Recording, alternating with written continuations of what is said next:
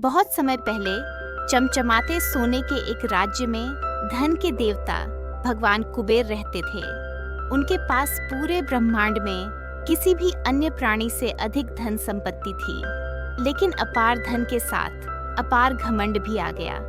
कुबेर अपना दिन अपने खजाने को निहारते हुए बिताते थे, यह मानते हुए कि उनका सोना उन्हें देवताओं से भी श्रेष्ठ बनाता है। अपनी अथाह दौलत दिखाने के लिए उन्होंने अब तक का सबसे भव्य भोज आयोजित करने का निश्चय किया। वे भगवान शिव को आमंत्रित करने के लिए कैलाश पर्वत की बर्फीली चोटियों पर पहुंचे। कुबेर ने घमंड से भरा प्रणाम करते हुए कहा, भगवान शिव, मैंने इतना भव्य भोज तैयार किया है कि उसकी चर्चा सदियों तक होगी। कृपया पधारिए। शिव, जो कुबेर के हृदय में छिपे अहंकार को समझ गए थे, हल्के से मुस्कुराए। मैं नहीं आ पाऊंगा कुबेर, लेकिन चिंता मत करो, मेरा छोटा पुत्र गणेश मेरी ओर से आएगा। कुबेर मन ही मन हंस पड़े। एक छोटा बच्चा? मेरे रसोइयों ने हजारों लोगों के लिए भोजन तैयार किया है। एक छोटा लड़का उसका थोड़ा सा हिस्सा भी खत्म नहीं कर पाएगा। सोने के महल में तैयारियां अद्भुत थीं। हजारों देवता और आर्षि वहां पहुंचे और भोजन के पहाड़ों तथा शानदार सजावट को देखकर दंग रह गए। छोटे गणेश नारंगी रेशमी वस्त्रों में बहुत प्यारे लग रहे थे। जब वे महल के मुख्य द्वार पर पहुंचे, कुबेर ने मुस्कुराते हुए उनका स्वागत किया और उन्हें भोजन की मेज तक ले गए। गणेश बैठ गए। भोज की शुरुआत 500 विभिन्न व्यंजनों से हुई। मीठे लड्डुओं से लेकर तीखी करी तक सब कुछ शुद्ध सोने की थालियों में परोसा गया था। फिर कुछ अविश्वसनीय हुआ। गणेश ने जादुई गति से खाना शुरू कर दिया।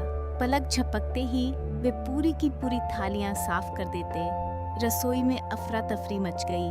प्रसिद्ध रसोइये घबराकर तेजी से खाना बनाने लगे, लेकिन हर बार जब वे नया व्यंजन लाते, गणेश तब तक 10 और व्यंजन खत्म कर चुके होते। कुछ ही मिनटों में महल का हर एक कण भोजन समाप्त हो गया। कुबेर की आंखें फटी रह गईं जब उन्होंने छोटे देवता को और भोजन पूछते हुए देखा।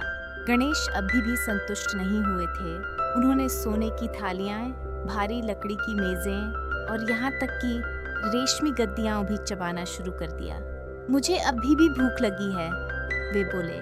कुबेर भय से कांपते हुए देखते रहे कि उनका शानदार महल टुकड़ा टुकड़ा करके खाया जा रहा था। उन्हें एहसास हुआ कि कोई भी धन इस भूख को शांत नहीं कर सकता। भयभीत होकर कुबेर फिर से कैलाश पर्वत की ओर भागे। वे भगवान शिव के चरणों में गिर पड़े और रोते हुए बोले, कृपया मुझे बचाइए।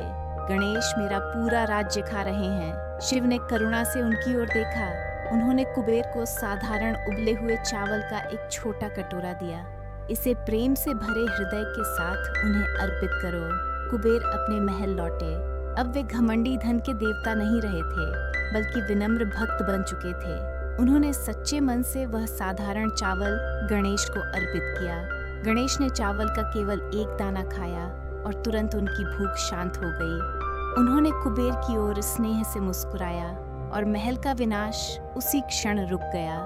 कुबेर अंततः समझ गए, महत्व भोजन की मात्रा या थालियों की कीमत का नहीं था, बल्कि उस अर्पण के पीछे छिपे प्रेम और सच्चाई का था। सच्ची भक्ति दुनिया के सारे सोने से भी अधिक मूल्यवान होती है। क्या आपने कभी विनम्रता का कोई सबक सीखा है? अपनी कहानी नीचे साझा करें।